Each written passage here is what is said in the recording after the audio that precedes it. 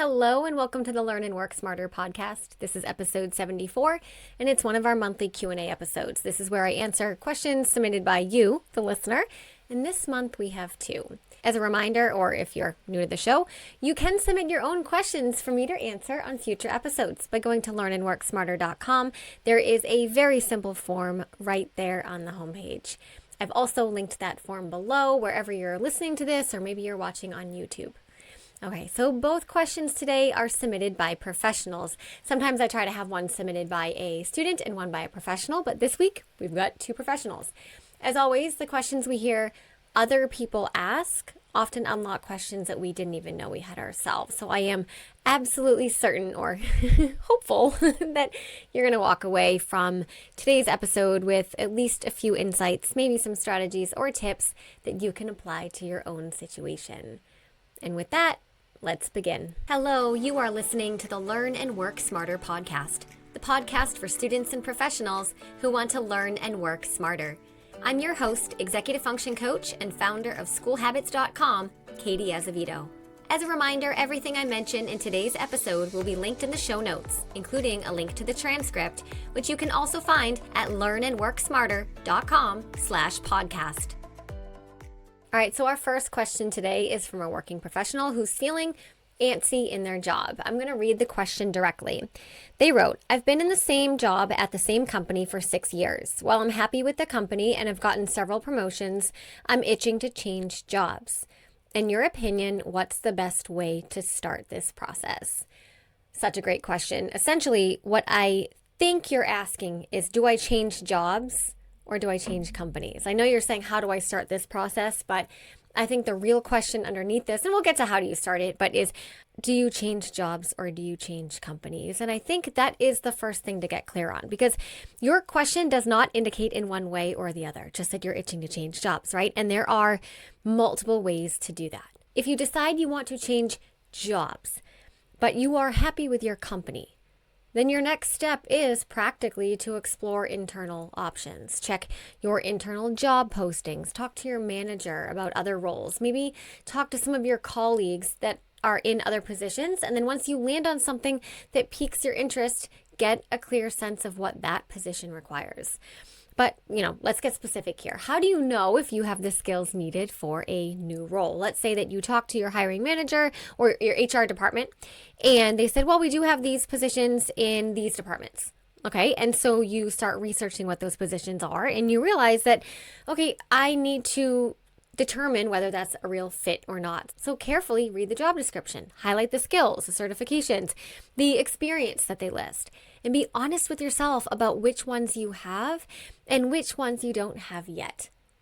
All right, but don't immediately count yourself out if you don't have everything that a job description says you need, because sometimes leadership experience, proven problem-solving skills, or strong communication abilities can offset like highly specific, technical gaps that we might have. When talking to your manager, approach it thoughtfully. Let them know that you like the company, you don't want to leave the company, but that you're interested in exploring growth opportunities and you would value their insight. You may say something like, I've been with the company for 6 years. I love it here, but I'm interested in exploring ways that I can grow. Could we discuss any upcoming opportunities that might be a good fit? Now, a good manager should support your growth. Even if they don't have an opportunity immediately, they can keep you in mind for the future. If you're aiming for a job higher than your current role, consider what you can do now to prepare. Are there courses you can take? Are there skills you can build in your current role? Maybe take on additional projects in your current role that really weren't on your radar, but you're like, oh, if I do that project, then it will help me develop this skill and it'll help, put me in this light to advertise to a hiring manager within the company that I can do things like this, right? So all of that requires deliberation and intention and a little bit of planning. Now, if you don't have the skills for the target job, but you think you can get there, I'm going to direct you to last week's episode 73, called How to Get Better at Something. That's where I teach an effective two-pronged approach to systematically and intentionally improving at something specific. But on the other hand, if you are itching for a completely new environment, meaning a new company, Then your process starts with clarity. What exactly are you looking for? And why do you want to change? Spend some time thinking about what you enjoy about your current job. Make a list if it helps. You know I am always here to suggest making a list. And then get clear on what you want to avoid. If there's something specific that's making you unhappy now, make sure you don't step into the same situation somewhere else, because then you're just going to end up with that same sense of, itching to get out. You're going to end up with the same set of problems down the road once the novelty of the new company and the new position wears off. Next, make sure your resume and that your LinkedIn profiles are up to date. This is just non-negotiable. And beyond just listing your job titles and your responsibilities and the date you did, whatever projects, make sure that you're highlighting your achievements and the skills that make you a strong candidate. Do an audit of your 6 years at your current company and think back to all you have accomplished. All the projects that you had a role in, all the committees and the teams that you were part of. And make sure that the skills that you needed to complete those projects and to be a part of those teams are clearly emphasized in both your resume and LinkedIn. All right, it's not just about what you did and when you did it. It's about what skills you brought to the table to make those things happen. You also want to keep your professional relationships strong because you may need a reference at some point.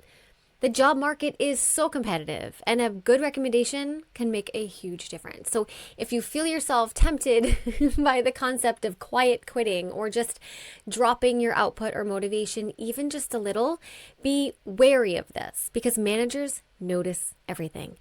A dip in energy is obvious to those around us. And even if you're technically, fulfilling your job requirements, they're going to notice. If there is a difference in how you used to do things versus how you're doing them now, that's going to be perceived. And if you need a job reference at some point, you want your manager to have a really positive impression of you, of your work ethic. And even if you had, let's say, 5.5 years, like really good, positive years of good, solid, positive input at your company, but your last 6 months are lackluster or just, not as good as they used to be, that's the impression that your manager is going to be left with as they write your recommendation letter or your reference letter. One more thing, start your job search while you are still employed. You probably already knew this, but, don't quit your day job just yet. That way you have financial stability and professional foundation while you explore your options. It's not that having a gap in your resume is, the end of the world. That's super common, right? But just financially, you don't want to, cut ties over here, but before you have ground to land on over here. Once you have an official offer that you have accepted, then you can give your 2 weeks notice professionally and gracefully. Now, I know I just said one more thing, but there's actually just one more final point I want to make, which is this. Sometimes we get antsy in what we perceive is our job, but it's not actually related to our job. And maybe yours is completely related to your job. Okay, that's actually what you said in your question, but it's worth asking yourself, is your itchiness, and I'm saying itchy because that's the word that you used in your question, your itchiness to change jobs may be related to how you're spending your time outside of your job. Hear me out. For most of us, we spend the majority of our work week, at work or at least doing work, working from home, that doesn't matter, but doing work. And typical jobs are around 40 hours a week. And that's a lot of time. So it makes sense to think that if you're feeling bored or unmotivated or agitated in some way, that it's related to how you're spending that giant chunk of time each week. But not always. Sometimes when we've fallen into a rut in what we do outside of our work hours, we feel antsy during our work hours, and we feel unsatisfied during the time that we're at our desk.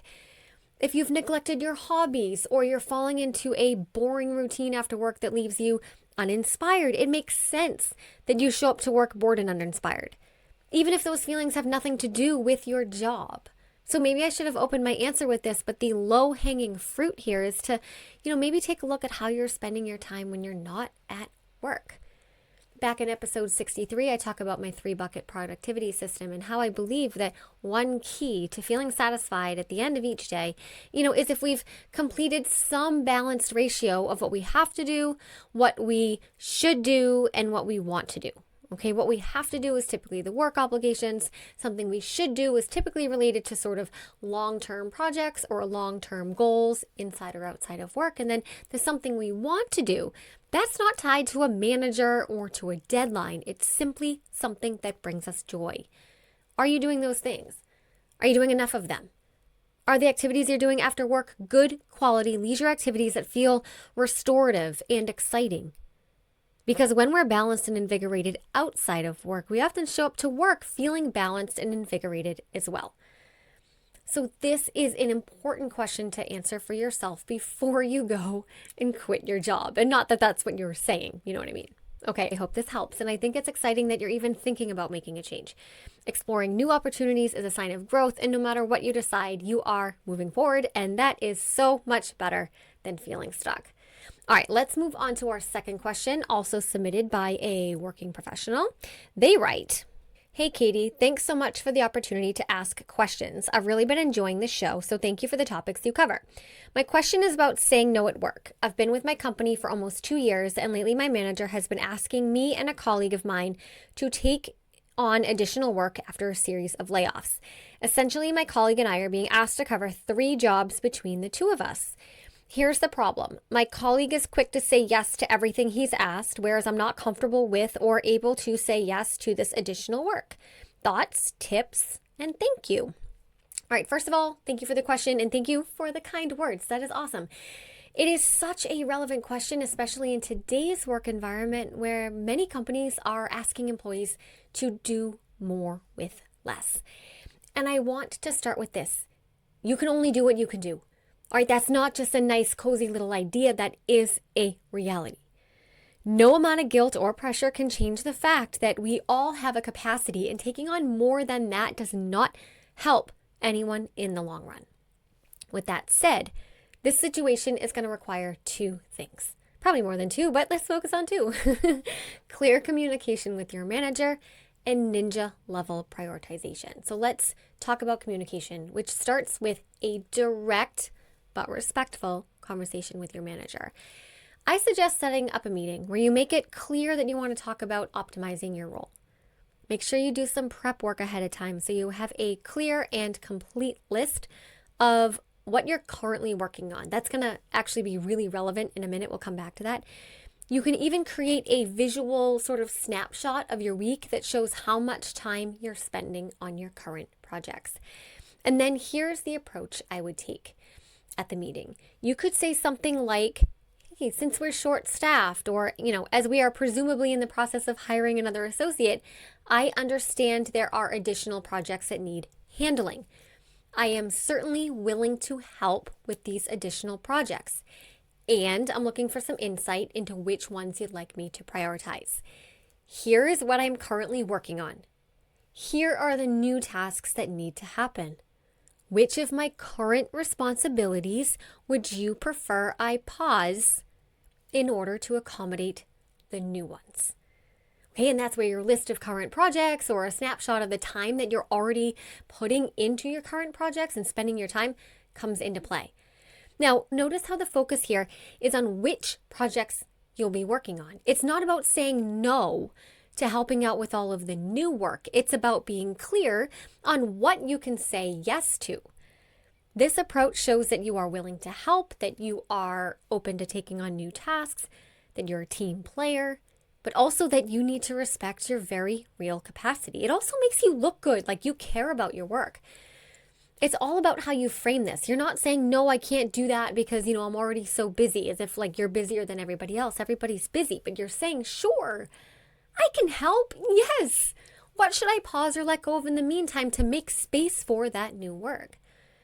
And when you phrase it this way, your manager is maybe reminded of all the projects that you're currently working on. Maybe they didn't know, right? Maybe they're not a micromanager and didn't realize that you already had like 15 irons in the fire. They're confronted with making a choice of where they want you to spend your time. And maybe when you lay it out like this, they see that your current projects are actually more important than the new ones, and that the additional ones or the new ones are better suited for someone else, depending on the skills you bring to the table. So it's not a yes or no scenario. Rather, it's a yes, which ones scenario. And a good manager should understand this balance, but sometimes they just need to be reminded of the things you're really working on. And they need to see for themselves that your time is already accounted for. And I say this a lot, but time is math, which is really, really hard to argue against. Now listen, if your manager pushes back, you can always reiterate, I am here to help in the places I can be most effective. But in order to do high quality work, I need clarity on priorities. And you know what? Honestly, I would expect them to push back in the beginning. And that's just how conversations go. There is a back and forth sort of ping-ponging of ideas. So we can't be surprised here when they're like, no, right? So even if you present your case articulately and clearly, there's a chance that your manager might say like, whoa, we really need all hands on deck at this time. I'm saying that with like a tone in my voice, but I can just hear it. To which you would respond, yes, I am all in for working on the most important projects. But again, in order to do that, I'm going to need to narrow those down. Which ones would you like me to postpone the deadlines for? All right, and now your colleague who's saying yes to everything, oh, it is so easy to fall into a comparison trap, especially if it looks like that colleague of yours is handling everything perfectly. But you don't actually know what's happening behind the scenes, right? Maybe their work is slipping. Maybe they're burning out. Maybe they have a different agreement with your manager. We can never assume what's going on behind the scenes with anybody. What you can control is the quality of your own work and the clarity of your own communication. Focus on doing great work with the tasks that you are responsible for and focus on your own boundaries. But I hear you, and I know this is hard. I know, or at least I think I can imagine, all of the thoughts that you're having, like, oh, like if I don't agree to everything, like, will this make me look like a bad employee? Will this affect my career trajectory? Will my colleague resent me for not being a team player and a good doobie? These are all very reasonable questions, and I would probably have myself. Right? But at the end of the day, the answers to those questions have nothing to do with you, and you can't control them. If your colleague has resentment about you not being a team player, that says more about them than it does about you. We can't control others' opinions of us. That's on your colleague to deal with and to have those feelings. Now, of course, you can communicate openly with your colleague and explain the projects you're working on. You don't have to do this, but it can be helpful to clear the air.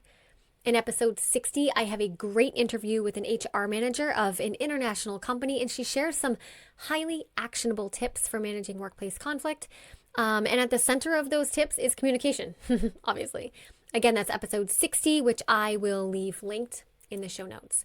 Now, another episode that you might find helpful because it relates to work boundaries is episode 53. That was actually another Q&A episode where another listener asked about setting work boundaries, and I share some, thoughts and tips and, perspectives in that episode that I think will apply to your situation as well. And then I should have mentioned this one earlier, but in episode 45, which is called Are You Doing Too Much?, I give you a step-by-step roadmap for how to determine if you are indeed doing too much.